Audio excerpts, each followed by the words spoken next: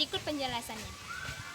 Di sini saya akan menjelaskan anatomi dan fisiologi sistem integumen pada manusia, di mana sistem integumen merupakan sebuah sistem organ yang membedakan, memisahkan, melindungi, dan menginformasikan tentang manusia terhadap lingkungan sekitarnya, di mana sistem integumen pada manusia ini termasuk kulit, kuku, dan rambut. Nah, pertama saya akan menjelaskan tentang anatomi dan fisiologi pada kulit, di mana kulit ini adalah suatu organ dengan struktur yang cukup kompleks dan memiliki berbagai fungsi vital, di mana kulit ini berfungsi sebagai alat ekskresi, itu mengeluarkan keringat. Fungsi kulit antara lain seperti sebagai pelindung, sebagai peraba atau alat komunikasi, dan kulit juga berfungsi sebagai alat pengatur panas, sebagai tempat penyimpanan, sebagai alat absorpsi, dan sebagai ekskresi, di mana kulit ini terdiri dari epidermis, dermis, dan lapisan subkutan. Dan kulit juga memiliki helai rambut, kapiler, kelenjar minyak atau kelenjar penghasil minyak, serabut saraf, dan pembuluh darah. Bisa kita lihat seperti gambar berikut. Seperti yang saya bilang tadi, kulit ini tersusun atas 3 lapisan, yaitu epidermis bagian atas, dermis, dan lapisan subkutan, yaitu bagian bawah. Di mana lapisan epidermis ini atau kutikula kulit ari merupakan lapisan terluar sebagian besar terdiri dari epitel squamosa yang bertingkat yang mengalami krateinisasi yang tidak memiliki pembuluh darah. Proses terjadinya epidermis mulai dari lapisan benih menjadi lapisan zat tanduk dan akhirnya mengelupas dengan sendirinya, memerlukan waktu 4-5 minggu. Nah, lapisan epidermis ini juga terdiri dari 5 lapisan sel keratinosit, di mana yang pertama yaitu stratum corneum, di mana stratum corneum ini merupakan lapisan yang paling luar dan terdiri atas beberapa sel gepeng yang mati, tidak berinti, dan protoplasmanya telah berubah menjadi keratin atau zat tanduk. Di lapisan ini terjadi desquamasi atau pengelupasan. Yang kedua yaitu stratum lucidum atau lapisan bening, di mana lapisan sel-sel gepeng tanpa inti dengan protoplasma yang berubah menjadi protein yang disebut eleyidin. Yang ketiga yaitu stratum spinosum atau lapisan taju. Nah, ini terdiri atas beberapa lapisan sel yang berbentuk poligonal yang besarnya berbeda-beda karena adanya proses glikogen dan inti terletak di tengah-tengah. Nah, sel ini makin dekat dengan kulit makin gepeng bentuknya dan merupakan lapisan yang paling tebal. Nah, sekarang kita masuk ke lapisan bagian kedua yaitu dermis, di mana lapisan dermis ini adalah lapisan di bawah epidermis yang jauh lebih tebal daripada epidermis. Lapisan ini terdiri atas lapisan elastik dan fibrosa, padat dengan elemen-elemen selular dan folikel rambut. Dilapisi oleh membran basilis dan di sebelah di bawahnya berbatasan dengan subkites. Lapisan ini mengandung pembuluh darah, pembuluh limfe, dan saraf. Dibagi menjadi dua bagian, yaitu lapisan papilari dan lapisan retikular. Kurang jelas ya. Nah, di mana lapisan papiler ini bagian yang menonjol ini. Nah, bagian yang menonjol ke epidermis berisi ujung serabut saraf dan pembuluh darah yang memberi nutrisi pada epidermis yang di atasnya. Nah, yang kedua yaitu lapisan retikular. Itu di bagian bawahnya yang menonjol ke arah subkutan.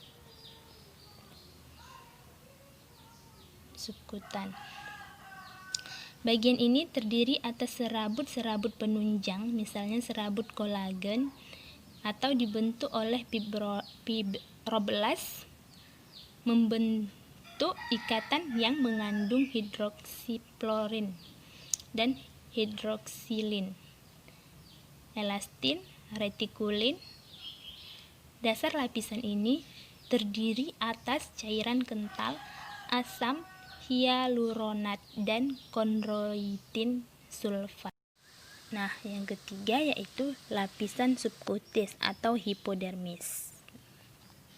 Bisa kita lihat pada gambar bagian bawah, paling bawah kulit di dalam.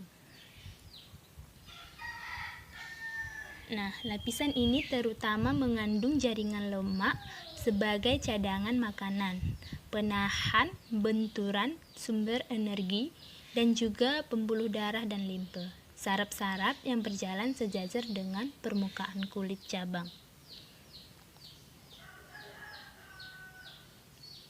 Cabang-cabang dari pembuluh dan saraf-saraf menuju ke lapisan kulit jangat. Berfungsi sebagai tempat menimbun makanan, membentuk tubuh, dan sebagai isolator tubuh atau mempertahankan panas dan melindungi tubuh dari cuaca dingin. Nah, sekarang kita masuk ke anatomi dan fisiologi pada rambut. Ini juga termasuk pada sistem tegumen, di mana terdapat bagian-bagian yang paling atas yaitu yang ini batang rambut, kelenjar minyak, otot penegak, kantong rambut, umbi rambut, dan akar rambut. Dan juga terdapat pembuluh darah. Nah, rambut ada pada seluruh bagian tubuh, tetapi sebagian besar berupa rambut pelus yang kecil, tidak berwarna dan samar. Rambut muncul dari epidermis atau kulit luar, walaupun berasal dari folikel rambut yang berada jauh di dermis. Akar dan batang rambut tersusun dari 3 lapisan, yaitu lapisan kutikel merupakan lapisan terluar yang tersusun dari sel-sel mati yang bersisik. Yang kedua yaitu korteks, di mana lapisan tengah yang berkerateinisasi yang membentuk bagian utama batang rambut, yang menentukan warna rambut karena mengandung beragam pigmen.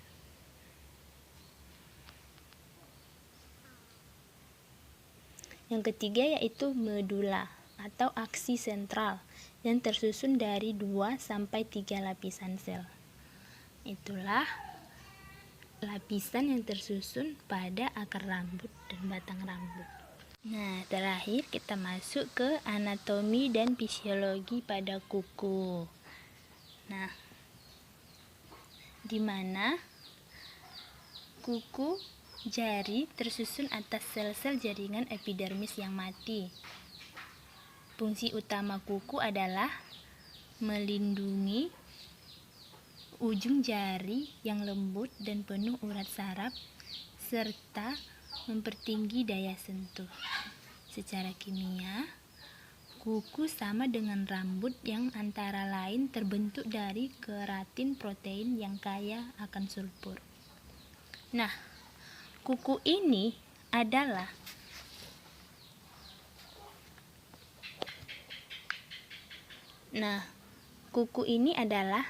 sel epidermis kulit yang mengalami keratinisasi yang telah berubah tertanam dalam palung kuku menutup garis lekukan pada kulit. Palung kuku mendapat persarapan dan pembuluh darah yang banyak. Bagian proksimal terletak pada lipatan kulit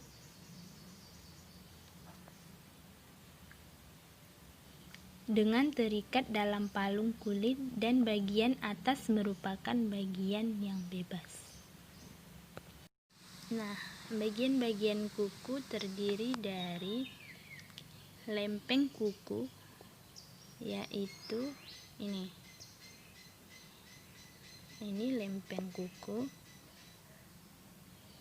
dan ini merupakan badan kuku.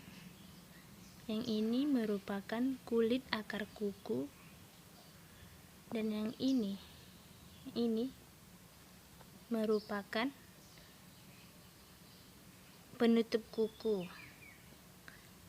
Ini nail kuku atau nail matrix.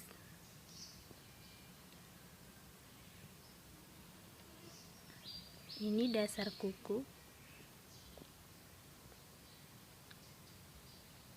Dan yang ini merupakan tulang kuku.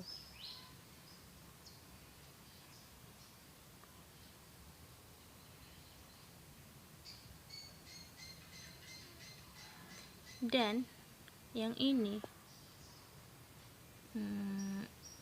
yang ini merupakan lipatan kuku.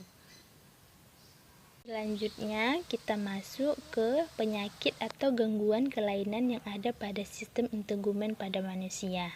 Yang pertama yaitu kanker kulit. Kanker kulit ini disebabkan oleh timbulnya sel kanker yang tidak terkontrol yang ada pada jaringan kulit. Dan yang kedua yaitu penyakit lupus. Penyakit lupus ini penyebabnya adalah autoimun atau kekebalan tubuh yang terganggu yang diderita oleh lebih dari 1,5 juta rakyat Amerika. Kebanyakan orang Amerika yang kekebalan tubuhnya kurang dan dapat mengidap penyakit lupus tersebut. Karena normalnya kekebalan tubuh manusia akan dapat melindungi tubuh dari penyakit seperti virus, bakteri, dan bentuk lainnya yang berbahaya. Nah, yang ketiga yaitu rubeola atau campak. Nah, kita sering dengar ini kan. Nah, ini penyebabnya adalah adanya infeksi yang disebabkan oleh virus yang berkembang di dalam sel kita pada daerah tenggorokan dan paru-paru. Nah, yang keempat yaitu jerawat. Nah, kita sering mengalami ini. Nah, jerawat ini disebabkan penyebabnya adalah terhalangnya pori-pori pada kulit oleh minyak, kulit mati, atau oleh bakteri.